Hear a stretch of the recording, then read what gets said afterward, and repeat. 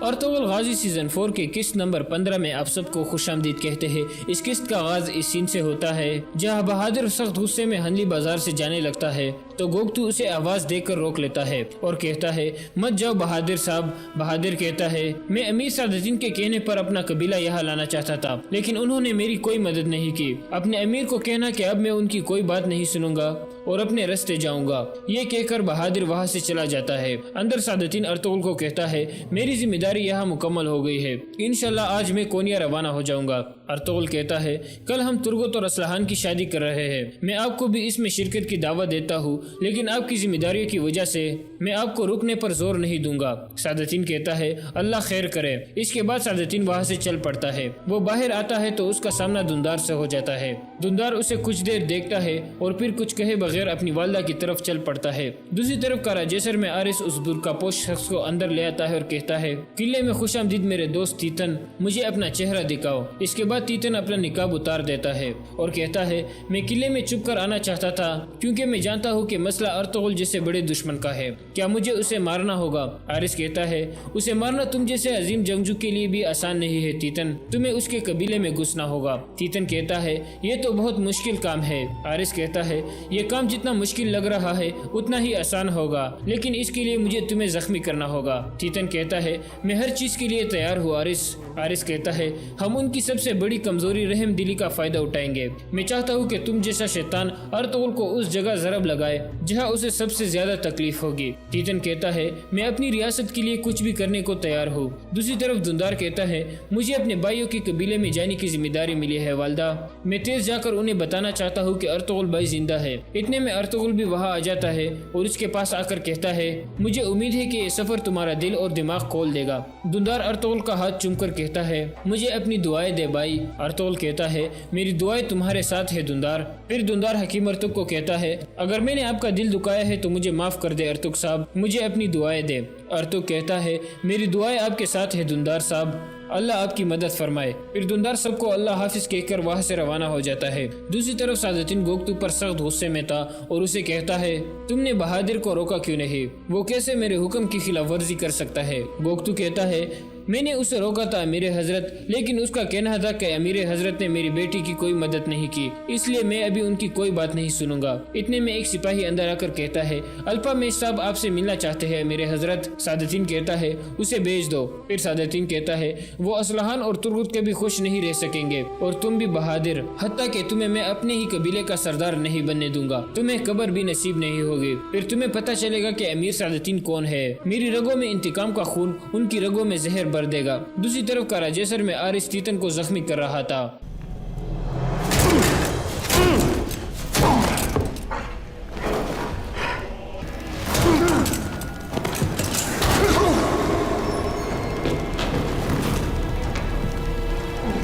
फिर आरिस कहता है, तुम अर्तुगरुल के कबीले में घुसोगे तीतन और उसके हर कदम के बारे में मुझे आगाह करोगे। तीतन अपना खंजर निकाल कर कहता है, इस खंजर से भी मुझ पर वार करो आरिस, जो तुमने मुझे तोहफे में दिया था।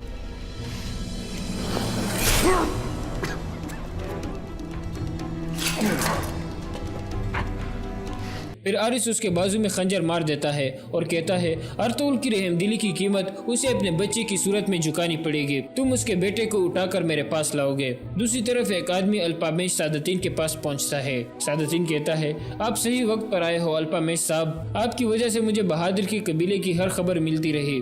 अल्पामेश कहता है, हमारा कबीला हिजरत कर रहा है लेकिन सामान बहुत ज्यादा है, इसलिए काफिला आहिस्ता हो गया है, मैं चुपकर आपको खबर देने के लिए आ गया। सादुद्दीन उसे सोने के सिक्कों की पोटली देकर कहता है, दोनों कबीलों के इत्तेहाद के लिए बहादुर साहब का सरदार बनना बहुत जरूरी है, लेकिन असलहान खातून रुकावट बन गई है, इसलिए उसका मरना जरूरी हो गया है। अल्पामेश कहता है, मेरी तलवार हर वक्त आपकी हुक्म के लिए हाजिर है अमीर हजरत। सादुद्दीन कहता है, तलवार की कोई जरूरत नहीं है, गोगतू तुम्हें एक जहर देगा, यह जहर तुम इस्मा खातून तक पहुंचाओगे जो तुम्हारी और असलहान दोनों की दोस्त है। जैसे आपका हुक्म अमीर हजरत। चायदार कबीले में संजार अपना सामान इकट्ठा कर रहा था और सख्त गुस्से में कहता है, अर्तुगरुल ने सब سب کے سامنے میری بےزتی کی اور مجھے یہاں سے بے دخل کر دیا، اور میرے بابا نے بھی اس کا ہاتھ چوم کر اس کی اطاعت کر لی۔ اتنے میں بہادر بھی اندر آ جاتا ہے اور کہتا ہے میں نے اس کا ہاتھ صرف انتقام لینے کے لیے چوما ہے بیٹا، اگر میں بھی تمہاری طرح بے دخل ہو جاتا تو ہمارا انتقام کون لیتا؟ اب تم سب سے بہترین اور مضبوط سپاہی اپنے ساتھ لے کر پہاڑوں پر چلے جاؤ اور ارطغرل کے خلاف تیاری کرو، وقت آنے پر میں تمہیں اور تمہارے آدمیوں کو ایک اہم ذمہ داری دوں گا۔ یہ سن کر سانجار مسکرانے لگتا ہے اور پھر بہادر کا ہاتھ چومتا ہے۔ دوسری طرف تیتن زخمی حالت میں کائی قبیلے میں پہنچ چکا تھا۔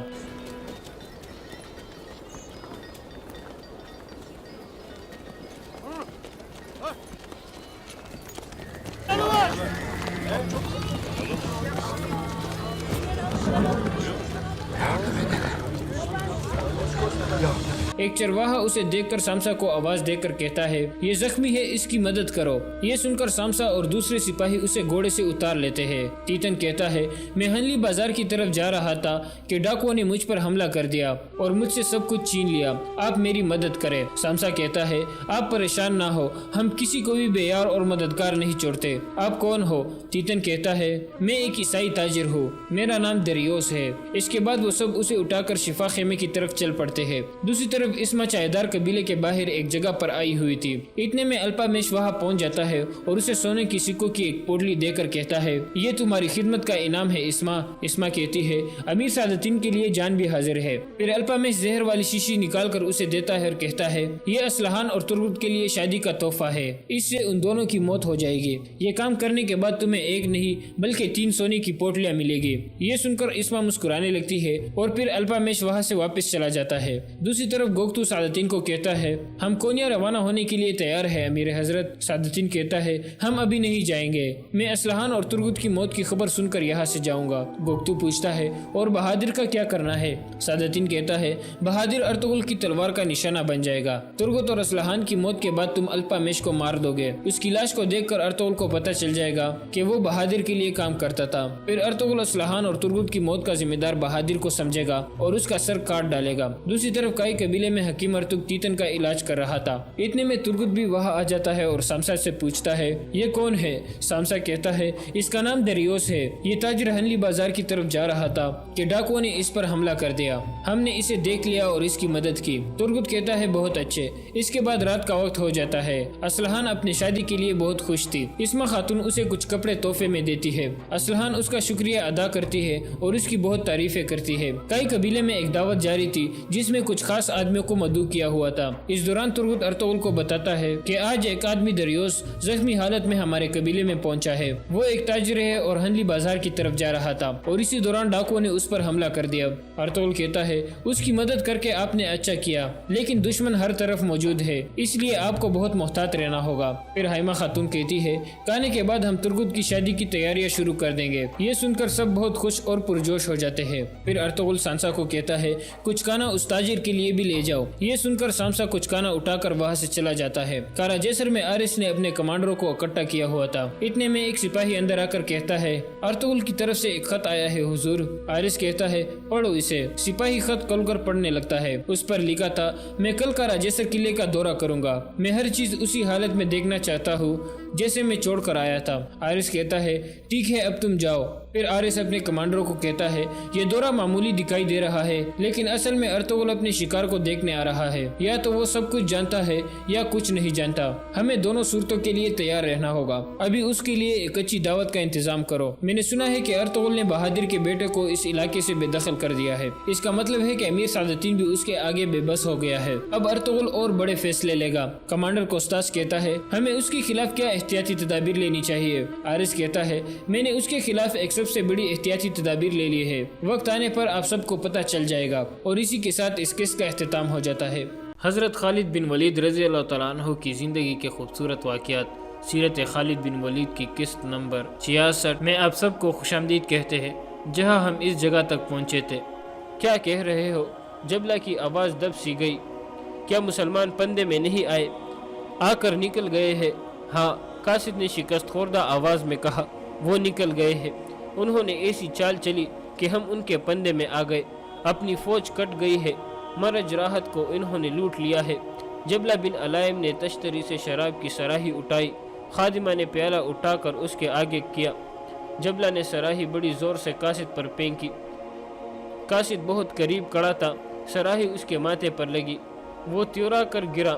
جبلہ نے خادمہ کے ہاتھ سے پیالہ چھین کر اس کے منہ پر مارا اور لمبے لمبے ڈگ بڑھتا وہاں سے چلا گیا۔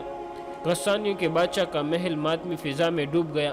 مرج راحت کے بگوڑے غسانی بصرہ میں آ گئے اور بصرہ ماتمی شہر بن گیا۔ اصل ماتم تو ان کے یہاں تھا جن کے بیٹے، بھائی، خاوند اور باپ اس پندے میں آ کر مارے گئے تھے جو انہوں نے خالد رضی اللہ تعالیٰ عنہ کے مجاہدین کے لیے تیار کیا تھا۔ اس ماتم کے ساتھ ایک دہشت بھی آئی تھی اور یہ دہشت ہر گھر میں پہنچ گئی تھی۔ ان کے تیر زہر میں بجھے ہوئے ہوتے تھے، کسی کو اس تیر سے خراش بھی آ جائے تو وہ مر جاتا ہے۔ ان کے گھوڑے پروں والے ہیں، کہتے ہیں ہوا سے باتیں کرتے ہیں۔ ان مسلمانوں کا رسول جادوگر تھا، اس کا جادو چل رہا ہے، ان کے سامنے لاکھوں کی فوج بھی نہیں ٹھہر سکتی۔ سنا ہے دل کے بڑے نرم ہے، جو ان کے آگے ہتھیار ڈال دیتے ہیں انہیں وہ گلے لگا لیتے ہیں۔ جس شہر میں ان کا مقابلہ ہوتا ہے اس شہر کی اینٹ سے اینٹ بجا ڈالتے ہیں، کسی کو زندہ نہیں چھوڑتے، لڑنے والوں کو پکڑ کر لے جاتے ہیں۔ دبی دبی ایسی آوازیں بھی سنائی دیتی تھی۔ مذہب ان کا سچا معلوم ہوتا ہے، وہ اللہ اور اس کے رسول صلی اللہ علیہ وسلم کو مانتے ہیں، یہی ان کی طاقت ہے۔ جنون سے لڑتے ہیں۔ ان لوگوں پر جو حیرت اور دہشت طاری ہو گئی تھی اس میں وہ حق بجام تھے۔ تم لوگ بصرہ کو بھی نہیں بچا سکو گے۔ جبلہ بن علائم قہر برے لہجے میں اپنے سالاروں سے کہہ رہا تھا، تمہاری بزدلی کو دیکھ کر میں نے رومیوں کو مدد کے لیے پکارا ہے۔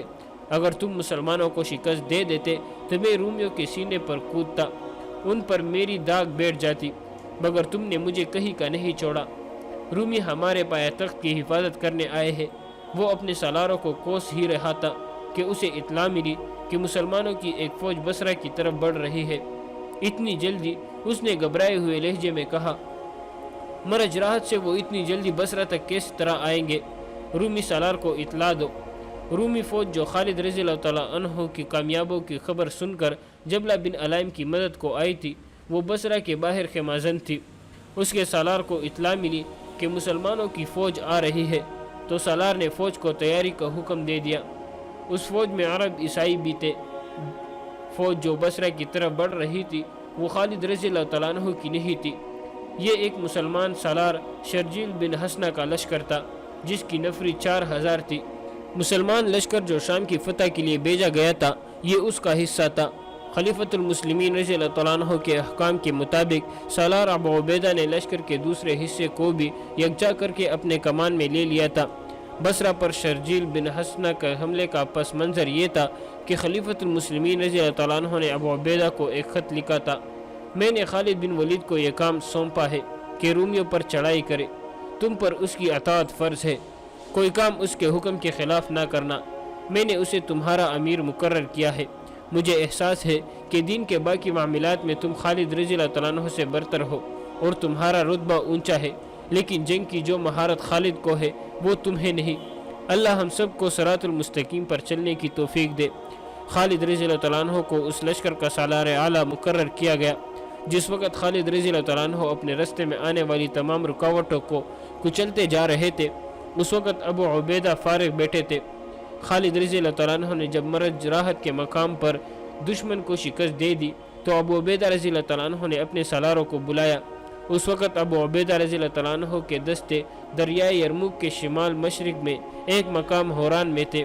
ان کے ماتحت 2 سالار تھے، ایک شرجیل بن حسنہ اور دوسرے یزید بن ابی سفیان۔ رفیقو، ابو عبیدہ نے دونوں سالاروں سے کہا، ہم کس طرح شکر ادا کریں؟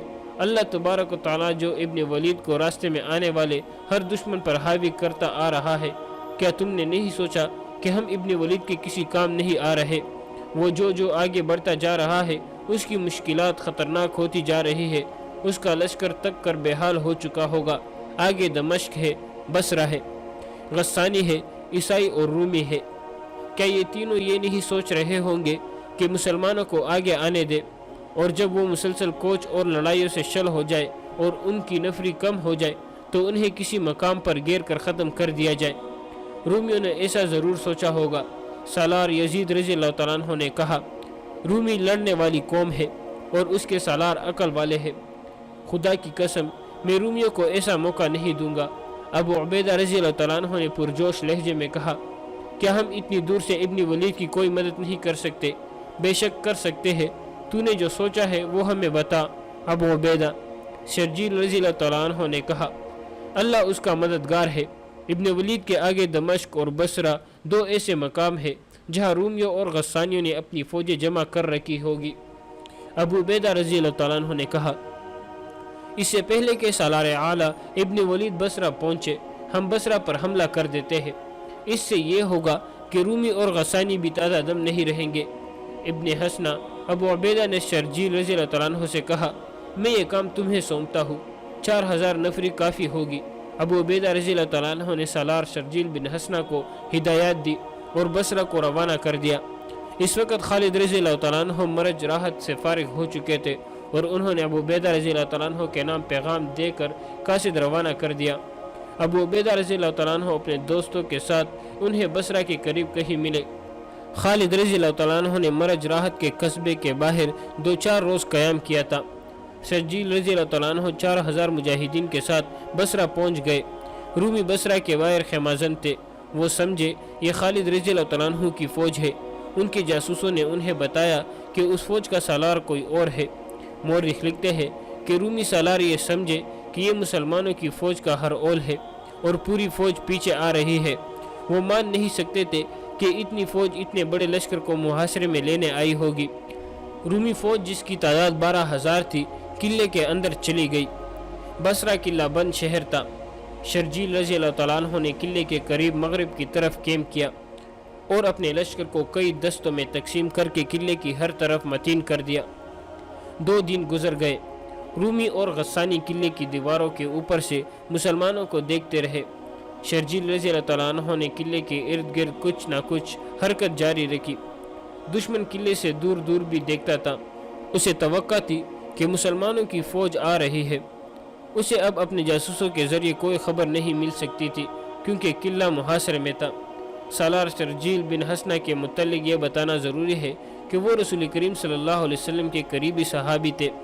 جو صحابہ کرام وہی لکھتے تھے ان میں شرجیل بن حسنہ رضی اللہ تعالیٰ عنہ خاص طور پر قابل ذکر ہے۔ اسی حوالے سے انہیں کاتب رسول کہا جاتا تھا۔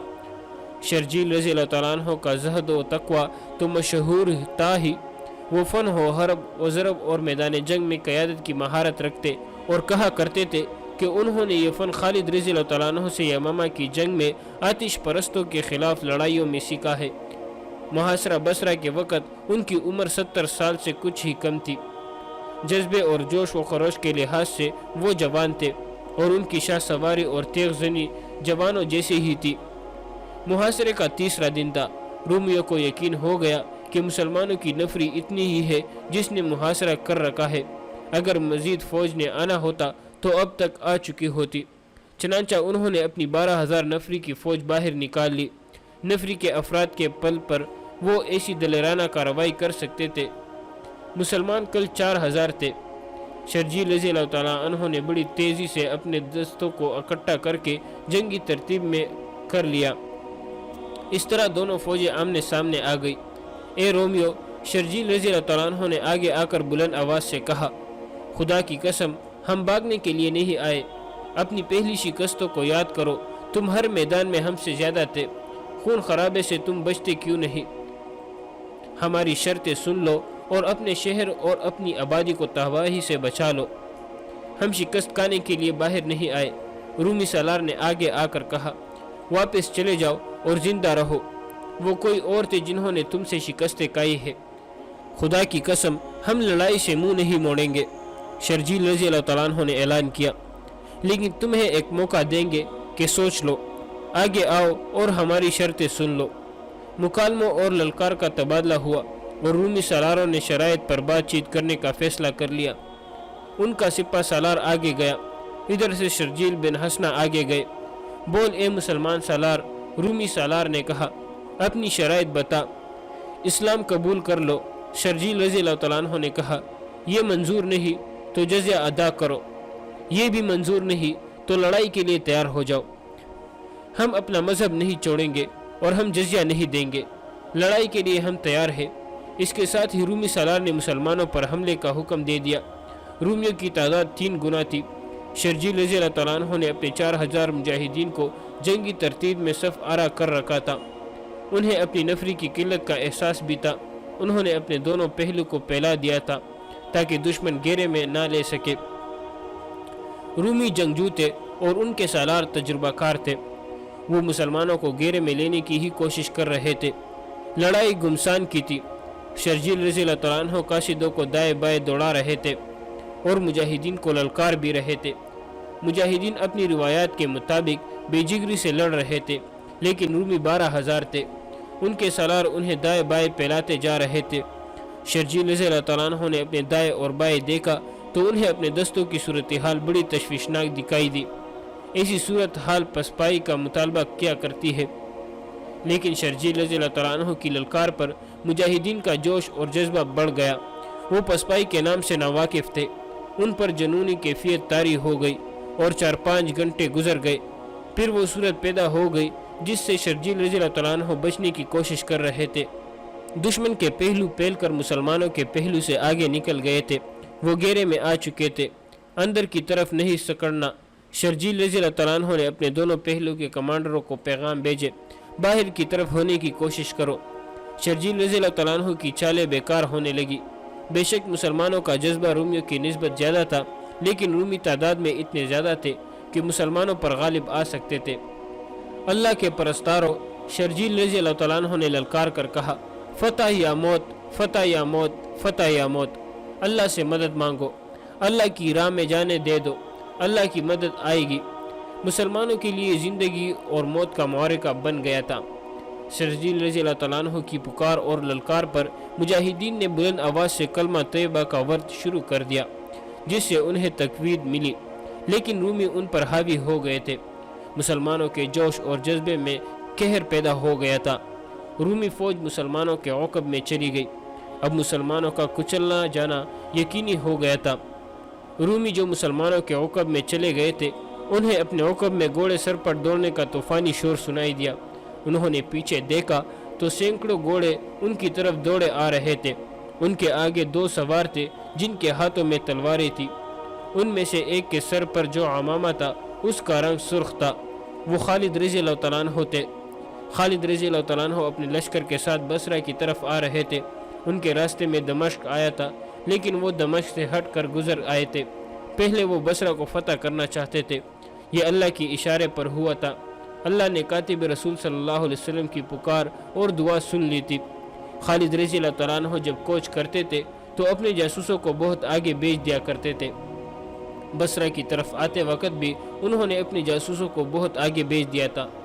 خالد رضی اللہ تعالیٰ عنہ بصرہ سے تقریباً 1 میل دور تھے جب ان کا ایک شتر سوار جاسوس ان کو بہت تیز دوڑاتا واپس خالد رضی اللہ تعالیٰ عنہ کے پاس گیا اور انہیں بتایا کہ مسلمانوں کا کوئی لشکر بصرہ کے باہر رومیوں کے گھیرے میں آ رہا ہے۔ کون ہے وہ سالار؟ خالد رضی اللہ تعالیٰ عنہ نے کہا، اور سوار دستوں کو ایڑ لگانے اور برچہ اور تلواریں نکال لینے کا حکم دے دیا۔ خالد رضی اللہ تعالیٰ عنہ کے ساتھ جو دوسرا گھڑ سوار آگے آ رہا تھا وہ خلیفۃ المسلمین رضی اللہ تعالیٰ عنہ کا بیٹا عبد الرحمن رضی اللہ تعالیٰ عنہ تھا۔ اس نے اللہ اکبر کا نعرہ لگایا۔ رومیوں نے مقابلے کی نہ سوچی۔ ان کے سالاروں نے تیزی دکھائی، اپنے پہلو کے دستوں کو پیچھے ہٹا لیا اور اپنے تمام دستوں کو قلعے کے اندر لے گئے۔ ان کا مسلمانوں کی تلواروں سے کٹ جانا یقینی تھا۔ قلعے میں داخل ہوتے ہوتے مسلمانوں نے ان کا تعاقب کیا اور کئی رومیوں کو ختم کر دیا۔ قلعے کے دروازے بند ہو گئے۔ خالد رضی اللہ تعالیٰ عنہ غصے میں تھے۔ انہوں نے ایک حکم یہ دیا کہ زخمیوں اور لاشوں کو سنبھال لو، اور دوسرا حکم یہ کہ تمام لشکر اکٹھا کیا جائے۔ انہوں نے سالار شرجیل بن حسنہ رضی اللہ تعالیٰ عنہ کو بلایا۔ ولید کے بیٹے شرجیل رضی اللہ تعالیٰ عنہ نے آتے ہی خالد رضی اللہ تعالیٰ عنہ سے کہا، خدا کی قسم تو اللہ کی تلوار ہے، تو اللہ کی مدد بن کر آیا ہے، لیکن تو نے یہ کیا کیا ابن حسنہ؟ خالد رضی اللہ تعالیٰ عنہ نے غصے سے کہا، کیا تو یہ نہیں جانتا کہ یہ قصبہ دشمن کا مقبوضہ علاقہ ہے اور یہاں بے شمار فوج ہوگی؟ کیا اتنی توڑی نفری سے تو یہ قلعہ سر کر سکتا تھا؟ میں نے ابو عبیدہ کے حکم کی تعمیل کی ہے ابن ولید، شرجیل رضی اللہ تعالیٰ عنہ نے کہا۔ آہ ابو عبیدہ، خالد رضی اللہ تعالیٰ عنہ نے آہ لے کر کہا، میں اس کا احترام کرتا ہوں۔ پندے میں آ گئے، اپنی فوج کٹ گئی ہے، مرج راحت کو انہوں نے لوٹ لیا ہے۔ جبلہ بن علائم نے تشتری سے شراب کی سراہی اٹھائی، خادمہ نے پیالہ اٹھا کر اس کے آگے کیا۔ جبلہ نے سراہی بڑی زور سے قاصد پر پھینکی۔ قاصد بہت قریب کھڑا تھا، سراہی اس کے ماتھے پر لگی، وہ تیورا کر گرا۔ جبلہ نے خادمہ کے ہاتھ سے پیالہ چھین کر اس کے منہ پر مارا اور لمبے لمبے ڈگ بڑھتا وہاں سے چلا گیا۔ غسانیوں کے بادشاہ کا محل ماتمی فضا میں ڈوب گیا۔ مرج راحت کے بگوڑے غسانی بصرہ میں آ گئے اور بصرہ ماتمی شہر بن گیا۔ اصل ماتم تو ان کے یہاں تھا جن کے بیٹے، بھائی، خاوند اور باپ اس پندے میں آ کر مارے گئے تھے جو انہوں نے خالد رضی اللہ تعالیٰ عنہ کے مجاہدین کے لیے تیار کیا تھا۔ اس ماتم کے ساتھ ایک دہشت بھی آئی تھی اور یہ دہشت ہر گھر میں پہنچ گئی تھی۔ ان کے تیر زہر میں بجھے ہوئے ہوتے تھے، کسی کو اس تیر سے خراش بھی آ جائے تو وہ مر جاتا ہے۔ ان کے گھوڑے پروں والے ہیں، کہتے ہیں ہوا سے باتیں کرتے ہیں۔ ان مسلمانوں کا رسول جادوگر تھا، اس کا جادو چل رہا ہے، ان کے سامنے لاکھوں کی فوج بھی نہیں ٹھہر سکتی۔ سنا ہے دل کے بڑے نرم ہے، جو ان کے آگے ہتھیار ڈال دیتے ہیں انہیں وہ گلے لگا لیتے ہیں۔ جس شہر میں ان کا مقابلہ ہوتا ہے اس شہر کی اینٹ سے اینٹ بجا ڈالتے ہیں، کسی کو زندہ نہیں چھوڑتے، لڑنے والوں کو پکڑ کر لے جاتے ہیں۔ دبی دبی ایسی آوازیں بھی سنائی دیتی تھی۔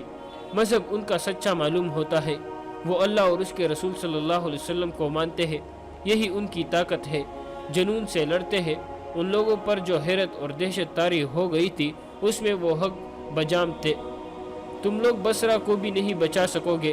جبلہ بن علائم قہر برے لہجے میں اپنے سالاروں سے کہہ رہا تھا، تمہاری بزدلی کو دیکھ کر میں نے رومیوں کو مدد کے لیے پکارا ہے۔ اگر تم مسلمانوں کو شکست دے دیتے تو میں رومیوں کے سینے پر کودتا، ان پر میری داغ بیٹھ جاتی، مگر تم نے مجھے کہیں کا نہیں چھوڑا۔ رومی ہمارے پایا تخت کی حفاظت کرنے آئے ہیں۔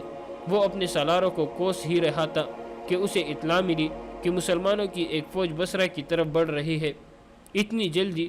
اس نے گھبرائے ہوئے لہجے میں کہا۔ مرج راحت سے وہ اتنی جلدی بصرہ تک کس طرح آئیں گے؟ رومی سالار کو اطلاع دو۔ رومی فوج جو خالد رضی اللہ تعالیٰ عنہ کی کامیابوں کی خبر سن کر جبلہ بن علائم کی مدد کو آئی تھی، وہ بصرہ کے باہر خیمہ تھی۔ اس کے سالار کو اطلاع ملی کہ مسلمانوں کی فوج آ رہی ہے، تو سالار نے فوج کو تیاری کا حکم دے دیا۔ اس فوج میں عرب عیسائی بھی تھے۔ فوج جو بصرہ کی طرف بڑھ رہی تھی وہ خالد رضی اللہ تعالیٰ عنہ کی نہیں تھی، یہ ایک مسلمان سالار شرجیل بن حسنہ کا لشکر تھا جس کی نفری 4000 تھی۔ مسلمان لشکر جو شام کی فتح کے لیے بھیجا گیا تھا یہ اس کا حصہ تھا۔ خلیفۃ المسلمین رضی اللہ تعالیٰ عنہ کے احکام کے مطابق سالار ابو عبیدہ نے لشکر کے دوسرے حصے کو بھی یکجا کر کے اپنے کمان میں لے لیا تھا۔ بصرہ پر شرجیل بن حسنہ کا حملے کا پس منظر یہ تھا کہ خلیفۃ المسلمین رضی اللہ تعالیٰ عنہ نے ابو عبیدہ کو ایک خط لکھا تھا، میں نے خالد بن ولید کو یہ کام سونپا ہے کہ رومیوں پر چڑھائی کرے، تم پر اس کی اطاعت فرض ہے، کوئی کام اس کے حکم کے خلاف نہ کرنا، میں نے اسے تمہارا امیر مقرر کیا ہے۔ مجھے احساس ہے کہ دین کے باقی معاملات میں تم خالد رضی اللہ تعالیٰ عنہ سے برتر ہو اور تمہارا رتبہ اونچا ہے، لیکن جنگ کی جو مہارت خالد کو ہے وہ تمہیں نہیں۔ اللہ ہم سب کو صراط المستقیم پر چلنے کی توفیق دے۔ خالد رضی اللہ تعالیٰ عنہ کو اس لشکر کا سالار اعلیٰ مقرر کیا گیا۔ جس وقت خالد رضی اللہ تعالیٰ عنہ اپنے رستے میں آنے والی تمام رکاوٹوں کو کچلتے جا رہے تھے، اس وقت ابو عبیدہ فارغ بیٹھے تھے۔ خالد رضی اللہ تعالیٰ عنہ نے جب مرج راحت کے مقام پر دشمن کو شکست دے دی تو ابو عبیدہ رضی اللہ تعالیٰ عنہ نے اپنے سالاروں کو بلایا۔ اس وقت ابو عبیدہ رضی اللہ تعالیٰ عنہ کے دستے دریائے یرموک کے شمال مشرق میں ایک مقام حوران میں تھے۔ ان کے ماتحت 2 سالار تھے، ایک شرجیل بن حسنہ اور دوسرے یزید بن ابی سفیان۔ رفیقو، ابو عبیدہ نے دونوں سالاروں سے کہا، ہم کس طرح شکر ادا کریں؟ اللہ تبارک و تعالیٰ جو ابن ولید کو راستے میں آنے والے ہر دشمن پر حاوی کرتا آ رہا ہے، کیا تم نے نہیں سوچا کہ ہم ابن ولید کے کسی کام نہیں آ رہے؟ وہ جو آگے بڑھتا جا رہا ہے اس کی مشکلات خطرناک ہوتی جا رہی ہے، اس کا لشکر تک کر بے حال ہو چکا ہوگا۔ آگے دمشق ہے، بصرہ ہے، غسانی ہے، عیسائی اور رومی ہے۔ کیا یہ تینوں یہ نہیں سوچ رہے ہوں گے کہ مسلمانوں کو آگے آنے دے، اور جب وہ مسلسل کوچ اور لڑائیوں سے شل ہو جائے اور ان کی نفری کم ہو جائے تو انہیں کسی مقام پر گھیر کر ختم کر دیا جائے؟ رومیوں نے ایسا ضرور سوچا ہوگا۔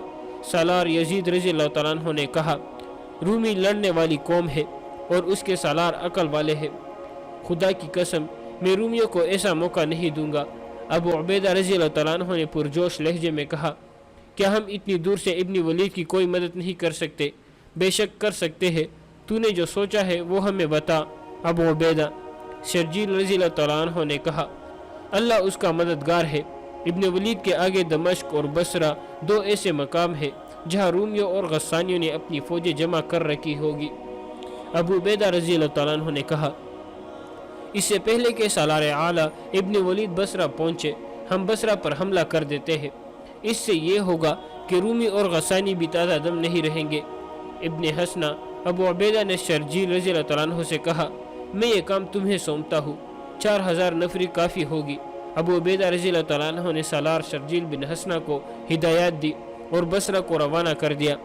اس وقت خالد رضی اللہ تعالیٰ عنہ مرج راحت سے فارغ ہو چکے تھے اور انہوں نے ابو عبیدہ رضی اللہ تعالیٰ عنہ کے نام پیغام دے کر قاصد روانہ کر دیا۔ ابو عبیدہ رضی اللہ تعالیٰ عنہ اپنے دوستوں کے ساتھ انہیں بصرہ کے قریب کہیں ملے۔ خالد رضی اللہ تعالیٰ عنہ نے مرج راحت کے قصبے کے باہر 2-4 روز قیام کیا تھا۔ شرجیل رضی اللہ تعالیٰ عنہ 4000 مجاہدین کے ساتھ بصرہ پہنچ گئے۔ رومی بصرہ کے باہر خیمازن تھے۔ وہ سمجھے یہ خالد رضی اللہ تعالیٰ عنہ کی فوج ہے۔ ان کے جاسوسوں نے انہیں بتایا کہ اس فوج کا سالار کوئی اور ہے۔ مورخ لکھتے ہیں کہ رومی سالار یہ سمجھے کہ یہ مسلمانوں کی فوج کا ہر اول ہے اور پوری فوج پیچھے آ رہی ہے۔ وہ مان نہیں سکتے تھے کہ اتنی فوج اتنے بڑے لشکر کو محاصرے میں لینے آئی ہوگی۔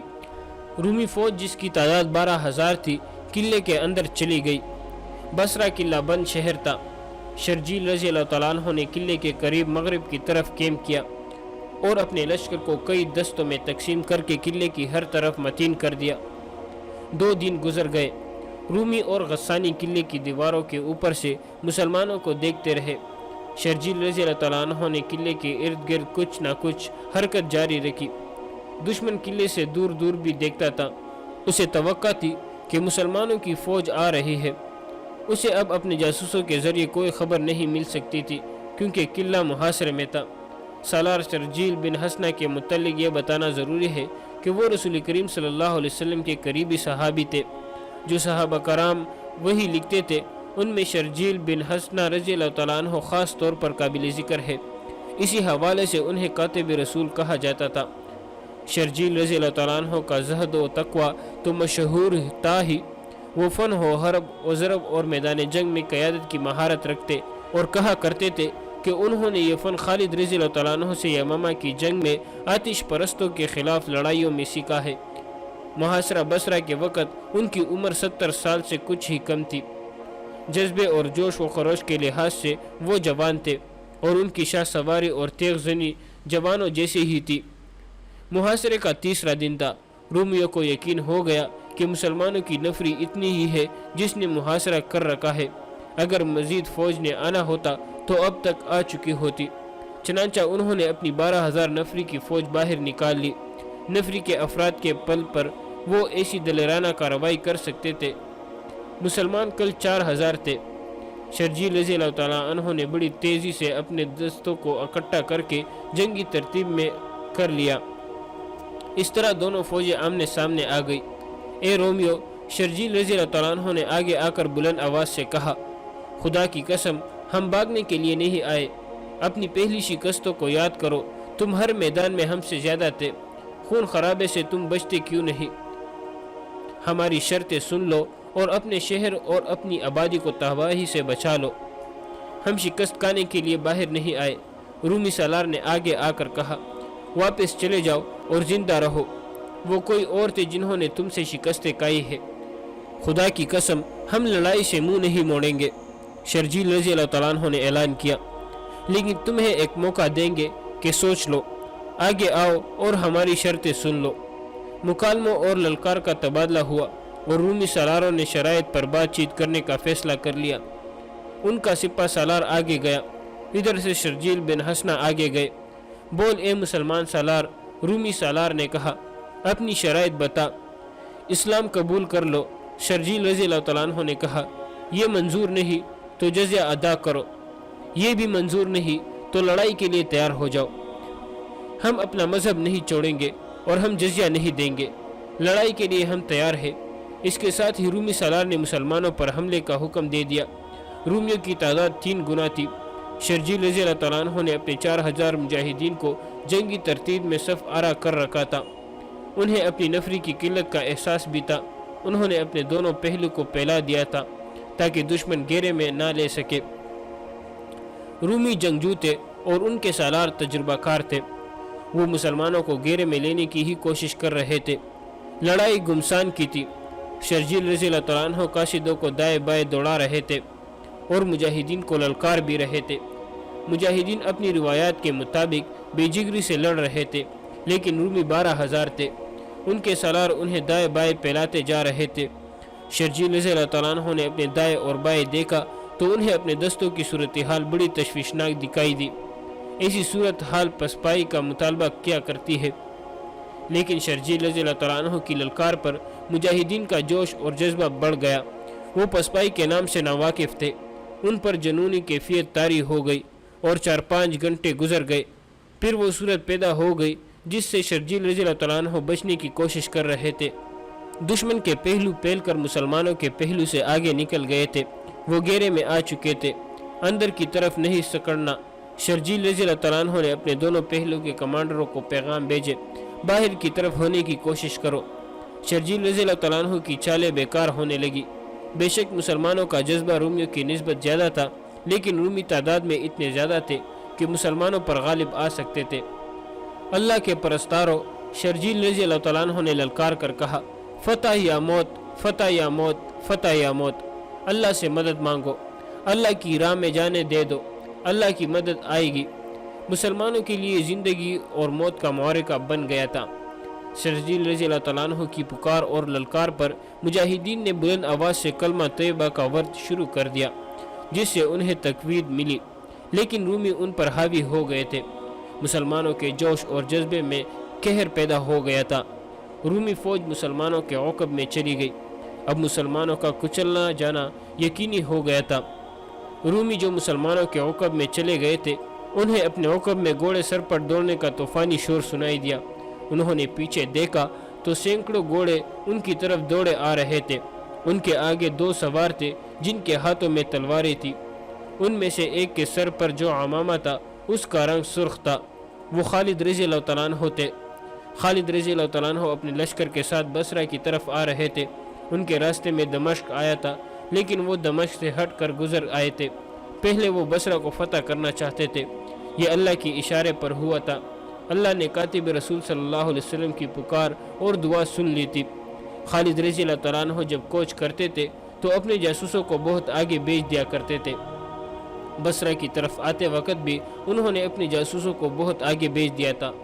खालिद रज़ी अल्लाह तआला अन्हु बसरा से तकरीबन 1 मील दूर थे जब उनका एक शतर सवार जासूस उनको बहुत तेज़ दौड़ाता वापस खालिद रज़ी अल्लाह तआला अन्हु के पास गया और उन्हें बताया कि मुसलमानों का कोई लश्कर बसरा के बाहर रूमियों के घेरे में आ रहा है। कौन है वो सालार? खालिद रज़ी अल्लाह तआला अन्हु ने कहा, और सवार दस्तों को ईड़ लगाने और बर्चा और तलवारें निकाल लेने का हुक्म दे दिया। खालिद रज़ी अल्लाह तआला अन्हु के साथ जो दूसरा घुड़सवार आगे आगे आ रहा था वो खलीफतुल मुस्लिमीन रज़ी अल्लाह तआला अन्हु का बेटा अब्दुर्रहमान रज़ी अल्लाह तआला अन्हु था। उसने अल्लाह अकबर का नारा लगाया। रूमियों ने मुकाबले की ना सोची। उनके सालारों ने तेज़ी दिखाई, अपने पहलू के दस्तों को पीछे हटा लिया और अपने तमाम दस्तों को किले के अंदर ले गए। उनका मुसलमानों की तलवारों से कट जाना यकीनी था। किले में दाखिल होते होते मुसलमानों ने उनका ताक़ुब किया और कई रूमियों को ख़त्म कर दिया। किले के दरवाजे बंद हो गए। खालिद रज़ी अल्लाह तआला अन्हु गुस्से में थे। उन्होंने एक हुक्म ये दिया कि ज़ख्मी और लाशों को संभाल लो, और दूसरा हुक्म ये कि तमाम लश्कर इकट्ठा किया जाए। उन्होंने सालार शर्जील बिन हसना रज़ी अल्लाह तआला अन्हु को बुलाया। वलीद के बेटे शर्जील रज़ी अल्लाह तआला अन्हु ने आते ही खालिद रज़ी अल्लाह तआला अन्हु से कहा, खुदा की कसम, तू अल्लाह की तलवार है, तू अल्लाह की मदद बन कर आया है, लेकिन तूने ये क्या किया इब्ने हसना? खालिद रज़ी अल्लाह तआला अन्हु ने गुस्से से कहा, क्या तू ये नहीं जानता कि ये कस्बा दुश्मन का मकबूजा इलाका है और यहाँ बेशुमार फ़ौज होगी? क्या इतनी थोड़ी नफरी से तू ये किला सर कर सकता था? मैंने अबू उबैदा के हुक्म की तामील की है। इब्ने वलीद शर्जील रज़ी अल्लाह तआला अन्हु ने कहा, आह अबू उबैदा, खालिद रज़ी अल्लाह तआला अन्हु ने आह लेकर कहा, मैं उसका एहतराम करता हूँ,